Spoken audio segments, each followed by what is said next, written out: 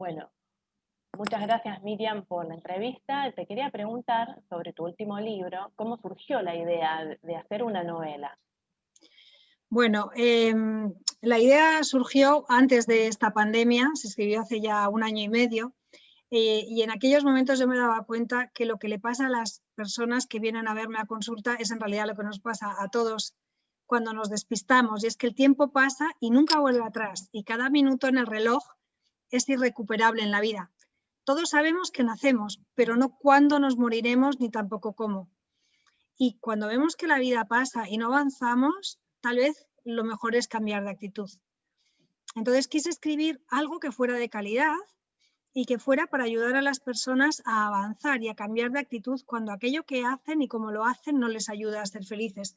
Tenía varias ideas, ¿no? La fábula me parecía bien, pero no reunía una de las condiciones, que es invitar a la reflexión en el momento en el que surge la idea, la frase, ¿no? Tenía también los libros de autoayuda, pero el libro de autoayuda se me hacía muy denso para lo que yo quería transmitir, y hay libros buenísimos ya en el mercado. Entonces dije, bueno, tal vez si narro la historia de una familia que tiene dificultades, el lector cuando tenga el libro en sus manos va a hacer algo que a todos nos gusta mucho, y es ver la paja en el ojo ajeno, pero no ver la viga en el propio, ¿no? Entonces, cuando eso pasa, lo que decimos es, ¡hala, qué mal lo hace! Pero es que entonces hay una reflexión en el libro, por eso no es ni fábula, ni autoayuda, ni novela, que te dice, ¿qué tal si reflexionamos sobre esto de usar la razón por encima del corazón? Y entonces constantemente el lector está invitado a pensar sobre sí mismo y cómo desde lo que le pasa a los demás puede reflexionar y autoconocerse mejor. Entonces, bueno, la familia pronto dejan de ser los personajes de la novela y se transforman en compañeros de viaje del lector. Yo intenté que fuera una propuesta muy chula, muy fascinante, y bueno, creo que de momento el feedback que estoy recibiendo es muy positivo, así que estoy muy contenta. ¿En qué medida relacionas justamente este relato con tu propia experiencia profesional? O de hecho, por lo que nos estás contando, parte desde allí, ¿no? Desde tu práctica profesional, una manera de ofrecer, facilitar a los lectores otro recurso eh, para la transformación. La práctica de la novela te lleva a integrar un proceso de psicoterapia, porque como se ve en el pequeño vídeo de apenas 2 minutos que está dentro de mi página web, miriambudnik.com, los personajes, a la vez que trazan un viaje exterior y van a Berlín, y van a París, y van a la India, mientras que hacen eso también hacen un proceso terapéutico. Entonces, ese proceso terapéutico integra mi manera de trabajar como terapeuta dentro de la novela, ¿no? Entonces, no sé si con eso te responde la pregunta o te la desarrollo más, ¿no? Porque también tiene que ver con mi vida, con mi propia vida. ¿Qué te parece que puede aportar la literatura a diferencia de un proceso terapéutico o alguna práctica? En el libro tú mencionas el mindfulness como una de las técnicas que utiliza la familia en este proceso de curación, de sanación. La psicología de hoy en día y el mindfulness se dan la mano. Lo llevan haciendo desde 1970, cuando John Kabat-Zinn supo, por decirlo de alguna manera, empaquetar muchas de las herramientas que vienen de Oriente, entre ellas el estar en atención plena sin juzgar, que es una herramienta valiosísima en la conquista de la felicidad. Entonces, mi formación en mindfulness, en mindfulness en el BMBSR, ¿no? Por la Universidad de Brown, así como mis estudios en Inglaterra y en Estados Unidos, se dan la mano en esta novela, porque lo que intento es estar continuamente haciendo esa reflexión de, para cambiar necesito estar presente, para estar presente necesito conocerme, para conocerme necesito parar. Hablamos del ma muchas veces, ¿no? El ma es la parada japonesa, o el time out del baloncesto, ¿no?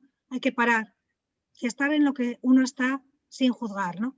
Entonces, desde ahí el mindfulness y la psicología se dan la mano, ¿no? He querido desarrollar un formato de novela donde proyectar donde el que lee pueda proyectar en los personajes su miedo y pueda proyectar sus dificultades, sus sombras, sus heridas. Pero además, ¿Cuál fue para sí, ti, no dime. perfecto, cuál fue para ti la mayor dificultad a la hora de escribir el relato? Teniendo en cuenta, bueno, tú vienes de la psicología, es un relato literario, hay una parte de esto que es desafiante. ¿Y cuál fue la mayor dificultad, pero también cuál fue la mayor satisfacción una vez que escribiste el libro? Bueno, la mayor dificultad mientras que lo escribía, según iba capítulo a capítulo engranando, era que los personajes dejaran de ser solo los personajes de una historia que lee el lector para transformarse en compañeros de viaje del lector. Esto fue el mayor reto, ¿no? Y lo es también para el lector, ¿no? Porque por un lado está leyendo una novela y por otro lado está leyendo algo que le ayuda a encontrarse con sí mismo. Para el lector también esto es un reto, ¿no? De momento el feedback va bien, pero además de eso tuve la enorme fortuna que, bueno, pues en el libro aparecen 3 reseñas aquí adelante, ¿no? De, bueno, personas muy reconocidas en España, yo creo que en Argentina también, el Mago More, María Jesús Alabarreyes, Ramiro Calle, pero es que dentro hay otras 7 reseñas que no cabían fuera, en las que precisamente los reseñistas, después de leer la novela de Resiliencia, comentaban esta integración que tiene el libro, esta capacidad de ser una novela que te entretiene y a la vez un libro de autoayuda, de ser un libro que te invita a la resiliencia y cómo lo hace, ¿no? Entonces, bueno, yo antes de que saliera el libro, como ya tenía las 10 reseñas de estas personas que lo habían leído, ya sabía que estaba bien tramado, que el trabajo estaba bien hecho, que iba a ofrecer un producto de calidad. Pero la mayor satisfacción está siendo cuando me escriben las personas y me cuentan cómo está siendo el libro, ¿no? Cómo está siendo para ellos el libro y lo que les ayuda a descubrirse. Tengo en la página de recursos, bueno, el libro está muy cuidado también en la biografía y en los recursos que ofrezco, ¿no? Y en la página de recursos, pues hay uno que es, me ayudas a acompañar a más personas, y ahí invito al lector a que se ponga en contacto conmigo y me hable y me diga cómo podemos ayudar a que otras personas se beneficien de eso que se ha beneficiado esa persona al leerlo. ¿Cómo podemos hacerlo llegar a familias, a muchos seres humanos que están sufriendo en estos momentos en el mundo por la pandemia y por las consecuencias de todo esto, ¿no? Tú Entonces, esa hablabas es mi mayor, recién, sí, esa es la perdón, satisfacción, sí. tú hablabas recién de la resiliencia. ¿En qué medida, bueno, eh, estos personajes pueden orientar a otras personas a practicar la resiliencia o a desarrollar su resiliencia? ¿Y cómo crees que nos ha desafiado la pandemia justamente para trabajar sobre nuestra resiliencia? Bueno, es el core, ¿no? Es el corazón del libro, Bárbara, esta pregunta, ¿no? En el libro, como comentaba hace un momento, se ofrecen muchísimos recursos del mundo de la psicología y también estudios, herramientas que vienen de otras ramas que también ayudan al desarrollo personal, como son las constelaciones familiares, la Gestalt y desde luego desde el mindfulness, ¿no? Entonces, los personajes, como todos nosotros, se enredan en su caminar y se tropiezan con 1000 historias y con 1000 asuntos, como nos tropezamos nosotros.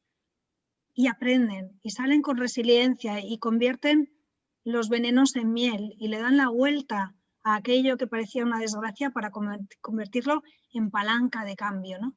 Entonces, como el lector, como explicaba al inicio, como el narrador le da al lector la mano para que vaya con él, el lector es invitado continuamente a practicar esa resiliencia. El libro tiene música y tiene poemas, ¿no? Y en mis recomendaciones para leer el libro, al inicio digo, te invito a que leas los poemas con el corazón y a que la música te la pongas en una aplicación móvil que tengas en el ordenador en ese mismo momento cuando lo lees, porque la música nos ayuda a transformar las emociones y los personajes transforman sus emociones y el lector también, si se apunta y se anima a esto. Qué bueno. ¿Qué piensas que ha sido el motor o el propósito que tú buscabas a la hora de escribir este libro? El motor ha sido, por un lado, mi propia resiliencia y también mis desdichas convertidas en fortuna. He comentado en más de una ocasión que he sufrido una enfermedad muy grave y la palabra vida y muerte cobraron otro sentido para mí, ¿no? Entonces siento una profunda gratitud a todo el tiempo que le he podido dedicar a estudiar, porque esto me ha permitido acercarme a grandes maestros y maestras, profesores, profesoras, y libros de una valía extraordinaria. Te cuenta que han sido, hasta que esto se ha manifestado, más de 25 años dedicada a aprender la profesión y a ejercitar la profesión de psicóloga integrativa y transformadora, ¿no? Que es la parte, ¿no? Entonces, el motor y el propósito es la gratitud, ¿no? También le agradezco a la vida que se hayan dado todas las condiciones y las causas para disponer de los recursos necesarios para escribir esta obra, a todo lo acontecido en mi vida hasta ahora, ¿no? También las tragedias. Sin ellas, ni yo, ni tú, ni nadie podríamos evolucionar, porque el ser humano es como muy torpón, ¿no? Cuando las cosas no nos van muy bien, no evolucionamos, ¿no? Entonces, el motor es ayudar a los demás, el propósito es poder dar todos los días las gracias porque ayudo y porque puedo ofrecer algo que es valioso para los demás. Y ya se está concretando, ¿no? Equipos como el vuestro, Mujeres de CIA, ya lo están ayudando a volar y a llegar a sus sectores. Y hoy en día, sin apoyos como esta entrevista, pues este libro no podría sacar sus alas como un gran cisne, ¿no? Y empezar a volar para llegar a su lector. Entonces el propósito es ese, ¿no? Llegar a tu corazón, llegar al corazón de esas familias que lo están pasando mal, parejas, ¿no? Que si se separan o que no, y a lo mejor sí tenían la oportunidad de seguir juntos. Y es bueno que se revisen. ¿Y cómo se revisan? Pues mirando cómo lo hacen otros y cómo lo hacen mal muchas veces y cómo, decías antes lo de la resiliencia, cómo encuentran en el libro recursos y palancas de cambio para volver a encontrar el amor en sus relaciones, ¿no? Y bueno, hay una pregunta que es un poco obvia, pero tiene que ver con si has detectado en tus pacientes, bueno, esta necesidad de búsquedas de este tipo de transformaciones como los personajes de la historia, y no solamente en tus pacientes, sino también en otras personas que te han contactado a partir del libro, ¿no? Sí, bueno, te agradezco mucho esta pregunta, Bárbara, porque nos lleva a hablar de algo bueno, a dos temas, ¿no? Que son un poco tabús en nuestra sociedad, ¿no? El uno es el miedo a la muerte. Hay un miedo tremendo a la muerte, somos una sociedad tremendamente tanatofóbica y de eso hablo mucho en el libro, pero hablo para ayudar a las personas a acercarse a la muerte, porque cuando abrazamos la muerte como nuestro gran aliado, cuando sabemos lo que decía al inicio, ¿no? Que en esta vida no sabemos cuándo nos vamos a ir, lo que podemos hacer es aprovechar este momento para hacer aquello que nos hace sentir felices y sentir bien. El sufrimiento es otro tema tabú. ¿Por qué es tabú el sufrimiento? Porque el sufrimiento es algo de lo que huimos cuando es parte de la condición humana. Fíjate, nacemos con dolor, enfermamos en el transcurso de la vida, envejecemos, y estoy envejeciendo, y duele, claro que duele, duelen las articulaciones, duele la piel que se cae, duelen los músculos, duele no poder bailar como antes, hacer ejercicio, claro que duele envejecer, y duele morir, porque morir duele, ¿no? Entonces, esos cuatro dolores, esas cuatro maneras de sufrir que tenemos, podemos aligerarlas si soltamos un montón de creencias locas que nos apegan y nos abrazan y nos llevan a sufrir mucho más, como es vivir de espaldas a la muerte, como es querer una vida en la que estemos rodeados de todo lo que nos gusta y de nada de lo que nos disgusta, ¿no? Ese tipo de maneras de pensar nos llevan a sufrir más, porque es imposible vivir rodeado de todo lo que nos gusta. Y aunque viviéramos rodeados de todo lo que nos gusta hay que protegerlo. ¿Y cuántas personas tienen un coche maravilloso o una casa preciosa, están todo el día muertos de miedo porque les van a robar, porque les van a rayar el coche? Es decir, incluso teniendo todo el dinero del mundo, con esa manera de pensar que es que mi felicidad dependa de estar rodeada de todo lo que me gusta, vamos a sufrir, porque vamos a temer que nos quiten todo lo que no nos gusta. Verdad es como el cambio, todo es cambio continuo, ¿no? Entonces, bueno, por resumirte, ¿hay personas en el mundo que se pueden beneficiar de este libro? Sí, todas las que estén deseando desarrollarse personalmente y a la que les gusta hacerlo de una manera entretenida. Y te hago una última pregunta. ¿Crees Sí. que en nuestra sociedad, y teniendo en cuenta un poco esto que decías recién, lo de no tener tolerancia ni a la muerte ni a la angustia, em, piensas que de algún modo la felicidad, como la estamos escuchando en distintos medios de comunicación, está sobreestimada en nuestra cultura? Y tanto, ¿verdad, Bárbara? Tú misma lo sabes por la pregunta, ¿no? ¿Por qué? Porque esa felicidad a la que aluden los medios, esa felicidad de la que habla nuestra cultura, es una felicidad basada en el tener y en el hacer.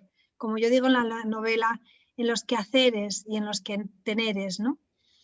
Entonces, claro, esa felicidad depende siempre de la afuera, ¿no? Que alguien tenga un puesto maravilloso y lo pueda sostener depende de que en la empresa sea valorado. Que alguien tenga una gran casa y sea muy bonita depende de que no les toque un huracán, por ejemplo, ¿no?